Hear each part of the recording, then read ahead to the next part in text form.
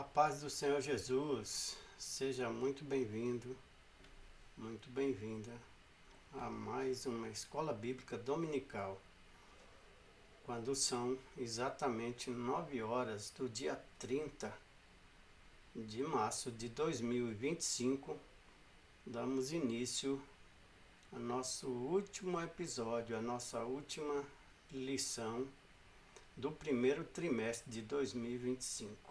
Você é muito bem-vindo, você é especial.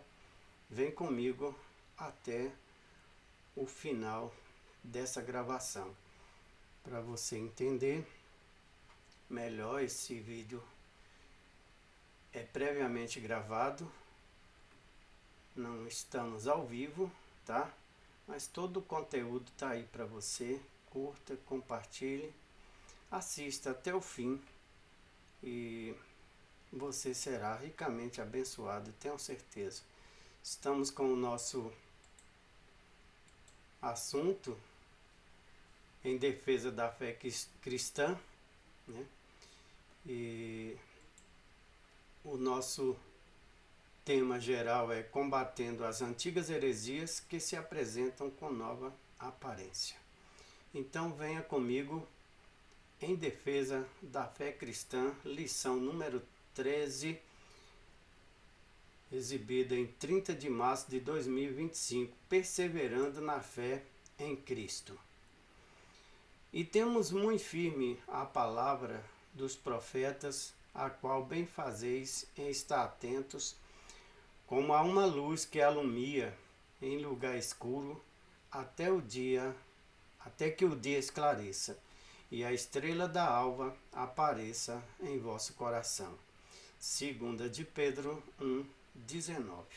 A Bíblia Sagrada é o único instrumento moral e espiritual estabelecido por Deus para aferir a nossa conduta diante do Criador, da sociedade, da pátria e da família. Eu quero que você hoje fique apto a entender as profundezas da fé do cristão. O cristão é algo que ainda não foi completamente estudado, né? Ninguém compreende um verdadeiro cristão. A Bíblia diz que quem é espiritual discerne todas as coisas, porém de nada é discernido. Então, os cristãos espirituais, nós somos pessoas diferenciadas, não somos melhores nem piores que ninguém, apenas muito diferente do pessoal da vida comum que leva a vida de acordo com os seus desejos, com as suas vontades, né? E, ao longo desse trimestre, nós estudamos as principais heresias que ameaçam a identidade da Igreja de Cristo, mostrando seus enganos e frontalmente as respostas bíblicas que as contrapõem. Na presente lição, a última deste trimestre, vamos refletir a respeito da perseverança que devemos demonstrar com a fé que herdamos. Como cristãos, somos herdeiros do cristianismo bíblico histórico. E por falar nisso, eu quero lembrar a você que nós iniciamos ontem, sexta-feira, um estudo muito importante sobre a história da igreja. Tá lá no nosso canal, tá bom? Ontem foi o episódio de número 1. Nós vamos a fundo nesse assunto, a história da igreja. Inclusive, vamos entrar nessa área da apologética, né? A apologia, os apologistas, e vamos também entrar na área da heresiologia. Muitos hereges são apresentados, muitas heresias são estudadas, e esse estudo está sendo muito bem elaborado. Estamos consultando a nossa enciclopédia livre, né? Wikipédia, eu acho que é isso. Então você vai ver que nós temos muito subsídio teológico, muito subsídio cultural, muita história E é bom para o cristão conhecer a verdadeira história da igreja. Vamos então à apresentação da lição de hoje. Letra A, objetivos. Primeiro, mostrar que diante das heresias é preciso ter perseverança. Segundo, enfatizar a necessidade de sempre aprender com a palavra de Deus. E terceiro, considerar as escrituras como o fundamento da vida cristã. Qual é a nossa motivação? Na fé cristã, a fonte de autoridade é a Bíblia, a palavra de Deus. Nesse aspecto, a palavra de Deus é documento final em matéria de doutrina e valores que devem nortear a vida do crente. O que faz, do ponto de vista histórico, uma igreja não se tornar herege é a perseverança em ter a Bíblia como suficiente e autoritativa em nossas vidas. E finalmente nós vamos concluir essa lição aplicando-a da seguinte forma: a palavra de Deus é um guia seguro para as nossas vidas. Trata-se, portanto, de um livro que revela a vontade de Deus para a nossa vida. Por isso, quem tem a Bíblia como a bússola de sua vida não cairá nos caminhos heterodoxos das mais diversas heresias que atuam em nossos dias. Introdução. As religiões mundiais e os movimentos dissidentes delas possuem diversos escritos sagrados. No cristianismo, a fonte de autoridade é a Bíblia Sagrada. A autoridade bíblica vamos arrumar aqui. A autoridade bíblica deriva sua origem em Deus, o que nos permite chamar a Bíblia de a Palavra de Deus. Isso encerra a superioridade das Escrituras como plena e total garantia de infalibilidade, mas não falta quem indevidamente reivindica essa mesma autoridade ou até mais que as Escrituras. Palavra-chave: perseverança. Tópico de número 1. Diante das heresias é preciso perseverança. Primeiro, os falsos. A autoridade bíblica deriva sua origem em Deus, o que nos permite chamar a Bíblia de a Palavra de Deus. Isso encerra a superioridade das Escrituras como plena e total garantia de infalibilidade, mas não falta quem indevidamente reivindica essa mesma autoridade ou até mais que as Escrituras. Palavra-chave: perseverança. Tópico de número 1. Diante das heresias é preciso perseverança. Primeiro, os falsos mestres.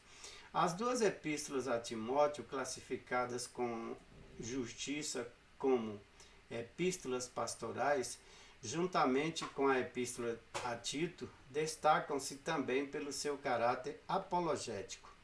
São refutações às heresias contra as fábulas ou as genealogias intermináveis. 1 a Timóteo 1,4, 4,7, Tito 3,9. E a expressão, abre aspas, falsamente chamada ciência, fecha aspas, 1 Timóteo 6,20. Sem dúvida, é um combate ao pensamento gnóstico que começou a surgir e chegou ao ápice no século II. Irineu de Leão, 135 a 204, combateu o tal sistema em sua obra Contra as Heresias. O apóstolo Paulo está combatendo dois principais grupos heréticos em sua geração: os gnósticos da sua geração, como combateu as heresias judaicas também de sua época, os falsos doutores da lei, 1 Timóteo 1,7, da circuncisão, Tito 1,10, e as fábulas judaicas, Tito 1,14. Vamos ver cada um ponto desse? Primeiro vamos ver doutores da lei. 1 Timóteo 1,7, querendo ser doutores da lei e não entendendo nem o que dizem, nem o que afirmam.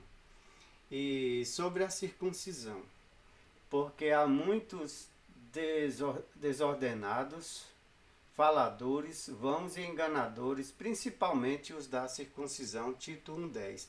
E as fábulas judaicas, Tito 1,14, não dando ouvido às fábulas judaicas nem aos mandamentos de homens que se desviam da verdade. Então é isso. Paulo foi muito claro, bastante contundente e fez a sua parte. Segundo ponto, a experiência apostólica. Nós vamos ver aqui que o apóstolo elogia a perseverança de Timóteo na fé e na doutrina em tempos difíceis. As perseguições são uma referência à experiência da primeira viagem missionária juntamente com Barnabé. Atos 13, 8 até o 12 e também o versículo 50, Atos 14, do 5 ao 7 e também o versículo 19. É verdade que Timóteo se integrou à comitiva de Paulo em Listra na sua segunda viagem missionária, Atos 16, do 1 ao 3. Isso aconteceu depois dessas perseguições. E Timóteo, nessa época, ainda não fazia parte da comitiva paulina. Contudo, deve ter sido testemunha ocular de algumas dessas perseguições, pois vivia na região e a sua mãe era crente, sem dúvida, membro da igreja. Terceiro ponto, entendendo o querer. O verbo querer. Em todos os que piamente querem viver em Cristo Jesus padecerão perseguições. É mais que um simples desejo, mas uma resolução, ou seja, um propósito de coração, é uma vida com propósito. Sofrer pela causa do Evangelho é motivo para glorificar a Deus. Abre aspas, porque sobre vós repousa o Espírito da glória de Deus. 1 Pedro 4,14. É isso que Deus espera de cada um de nós na atualidade. Quarto ponto, características dos enganadores. O termo usado pelo apóstolo para enganadores ou impostores é goés, uma palavra que aparece uma vez no Novo Testamento e nenhuma na Septuaginta, usada na antiga literatura grega como, abre aspas, embusteiro, impositor, feiticeiro, charlatão, encantador, fecha aspas. Então essas pessoas denunciadas por Paulo pertencem ao campo religioso. Isto indica que o apóstolo está se referindo a ensinamentos e doutrinadores de mentiras, e falsos mestres em nada diferem dos falsos doutores. Nenhum deles teve futuro promissor. 2 Pedro 2, 1 ao 3. Em resumo, a perseverança na fé e na doutrina é fundamental diante das heresias. Nós temos um auxílio bibliográfico, né, uma reflexão para nós fixarmos o estudo do primeiro tópico, tempos difíceis para o cristão.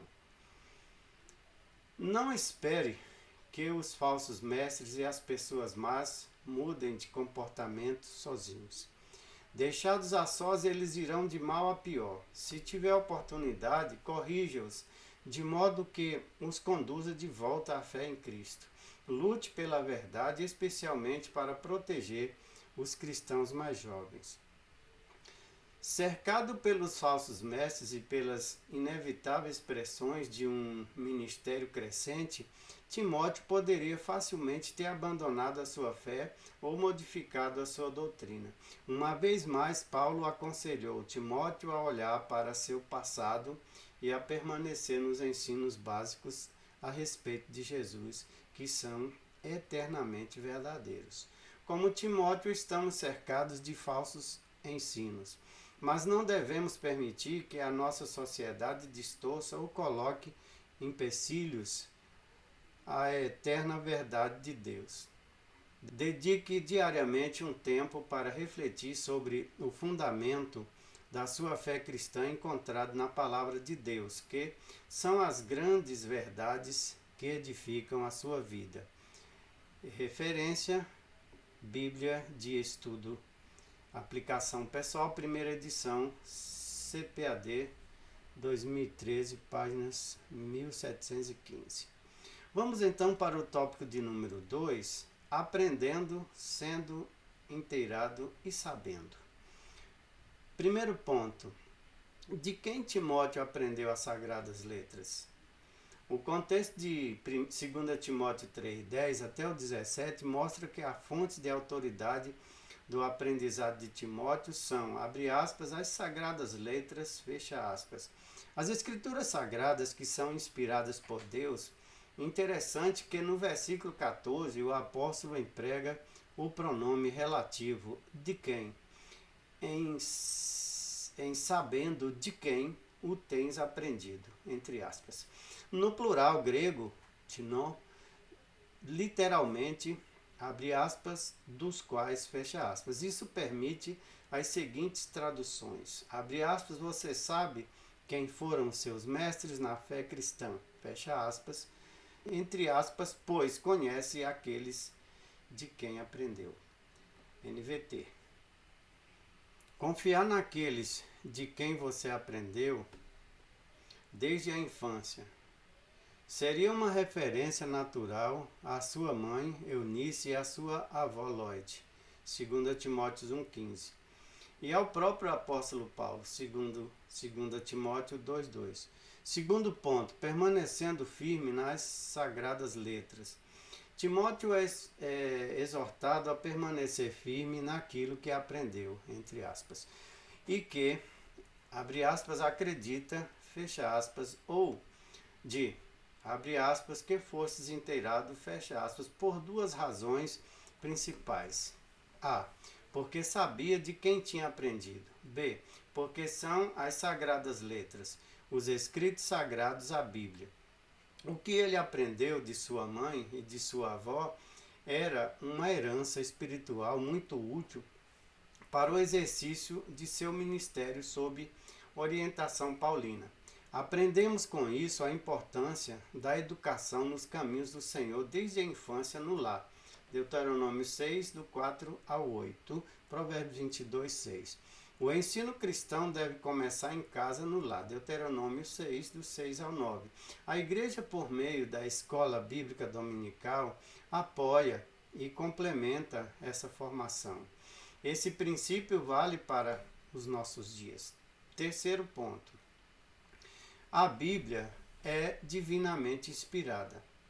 Está escrito que, abre aspas, toda a escritura é inspirada por Deus, fecha aspas. O termo grego, theopneutos, inspirada por Deus, devidamente inspirada, entre aspas, vem das palavras theos, Deus, e pneu, respirar, soprar. É oportuno saber a abrangência da inspiração do texto sagrado, toda a escritura, e também seus autores humanos, pois os homens santos de Deus falam inspirados pelo Espírito Santo ou movidos pelo Espírito Santo, 2 Pedro 1,21. Esse caráter especial e único da palavra dos profetas a torna única no gênero. Ela pode fazer qualquer pessoa sábia para a salvação em Jesus e é proveitosa para ensinar, repreender, corrigir, instruir em justiça. Nenhuma literatura no mundo possui essa prerrogativa. Em resumo, quem aprende da palavra de Deus persevera e permanece na verdade. Tópico de número 3. Tendo as Escrituras como fundamento. Primeiro ponto. A autoridade apostólica. A Igreja se submete inquestionavelmente à autoridade dos apóstolos no Novo Testamento. Sabemos que essa é a vontade de Deus. Se os evangelhos de Mateus e Lucas, ou pelo menos um deles, são colocados no mesmo nível do Antigo Testamento, e isso temos várias referências, 1 Timóteo 5,18, Deuteronômio 25,4, Mateus 10,10, Lucas 10,7. Então tem aqui as referências para você. Eu vou colocar na sua tela para você poder copiar se quiser. Vou colocar aqui na sua tela. Isso. Na sua telinha. Então tá aqui, ó. E da mesma forma, as epístolas paulinas, 2 Pedro 3:15 e 16. Isso é uma forma de reconhecer definitivamente o Novo Testamento como escritura inspirada. Assim, todos os livros da Bíblia têm o mesmo grau de inspiração e a mesma autoridade. Logo, devemos dar a mesma atenção e credibilidade tanto aos profetas do Antigo Testamento como aos do Novo Testamento.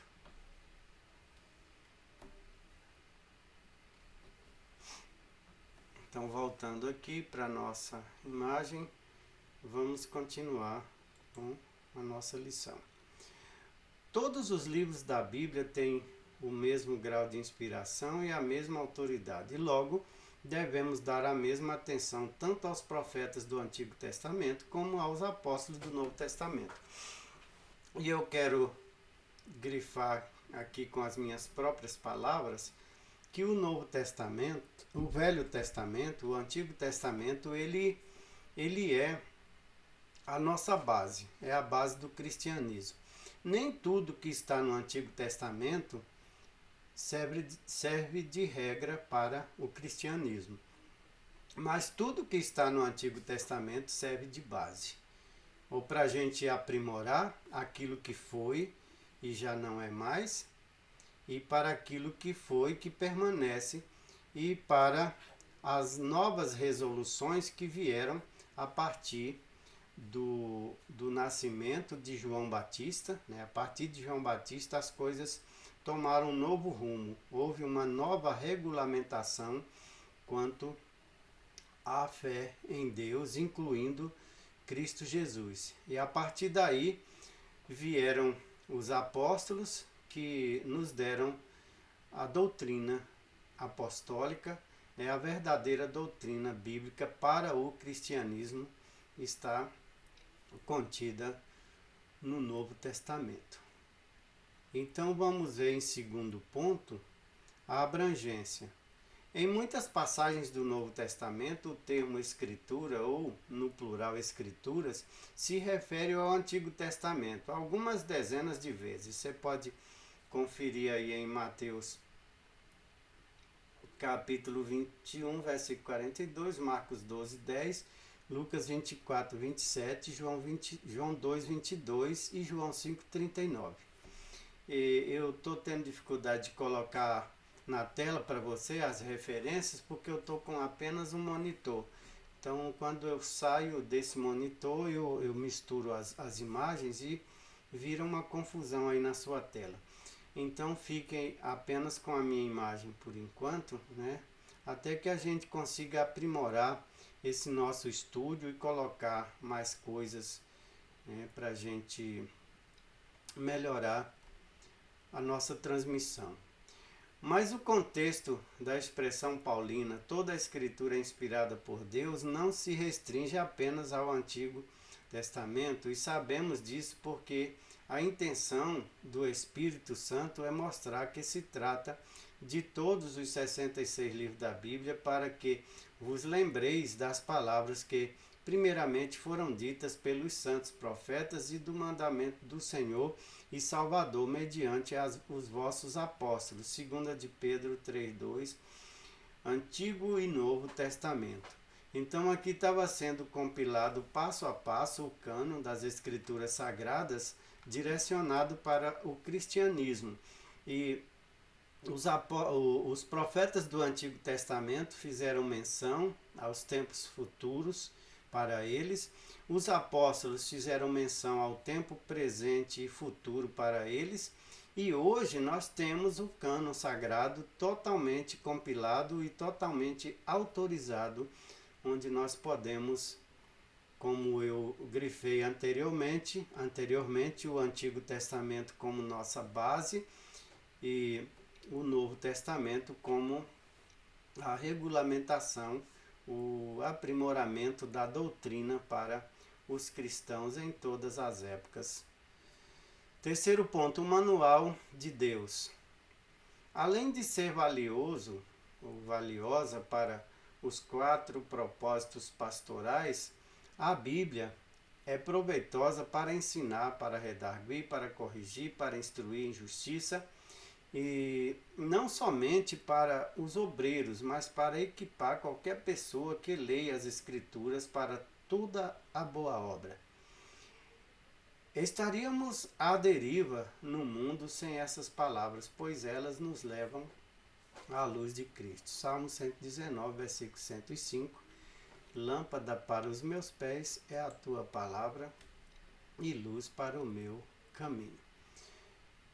Em resumo, toda a palavra de Deus é autoritativa e regra fundamental para a nossa vida. Auxílio bibliográfico para encerrar o nosso estudo de hoje. O que significa dizer que Deus inspirou a Bíblia? Vamos lá. Dizer que Deus inspirou a Bíblia equivale a dizer que o Espírito Santo motivou e supervisou de forma sobrenatural aqueles que receberam as profecias e revelações apostólicas em todo o processo de redação de seus livros escriturais. Muitos outros livros têm coautores, de modo que não precisamos imaginar que as escrituras tenham que ser uma produção humana ou divina. As Sagradas Escrituras originaram-se não da vontade de seus autores humanos, mas da vontade de Deus e do Espírito Santo, 2 Pedro 1, 20 e 21. Os autores bíblicos afirmaram mais de 3.000 vezes ter recebido as suas mensagens do Senhor. Deus, o Espírito Santo, inspirou, soprou ou originou as Escrituras por intermédio de autores humanos, 2 Timóteo 3,16. Deus preparou estes porta-vozes conscientes, ativamente proféticos e apostólicos, e seus secretários providencialmente por sua hereditariedade, por seu caráter, pelo vocabulário que usavam e pelo seu estilo de escrita. No momento apropriado, em todos os processos da escrita, eles foram, abre aspas, inspirados pelo Espírito Santo, fecha aspas, 2 Pedro 1,21. Este significado técnico da inspiração não se aplica a nenhuma suposta revelação fora da Bíblia ou a qualquer literatura que possa, de uma maneira geral, ser considerada inspirada. Referência: Bíblia de Estudo Apologética Cristã, primeira edição, CPAD 2017, página 1930. Concluindo, dizemos que a Bíblia é um guia seguro para toda a humanidade e não somente para a igreja. Ela é a única revelação de Deus escrita para o ser humano e a forma de autoridade espiritual para aferir a nossa conduta diante de Deus, da sociedade e da família. Trata-se de uma orientação segura para a vida humana, a nação de Israel e a igreja, bem como as exortações para o mundo, incluindo o aspecto político, social e religioso das nações. Eu agradeço a você que esteve comigo nesse vídeo que foi ao ar após prévia gravação no dia 30 de março de 2025, tendo início às 9 horas da manhã. E eu peço a Deus que abençoe a sua casa, que abençoe a sua família, abençoe tudo que você é, tudo que você possui e tudo que você colocar às suas mãos, e que o Senhor purifique a sua mente, o seu coração, e que te conserve no caminho do Senhor. E que o amor de Deus, que a graça do Senhor Jesus, que a comunhão, a consolação e os dons do Espírito Santo seja com todo o povo de Deus na terra, não só hoje, mas para todo sempre. Amém. E eu quero só passar para você o nosso próximo assunto. Nós vamos estudar "E o Verbo se fez carne". Nós estamos entrando agora no dia 6 de abril de 2025, na segunda temporada da EBD 2025. E Jesus sob o olhar do apóstolo João. Então vamos repetir. E o Verbo se fez carne. Jesus sob o olhar do apóstolo João. Eu espero você no próximo domingo, às 9 horas da manhã. Não esquecendo de assistir nossas lives todos os dias, de segunda a sexta, por volta das 21 horas. Nós estamos sempre no ar, conversando com você ou apresentando algum vídeo gravado. Fique com Deus, a paz do Senhor Jesus. Até breve.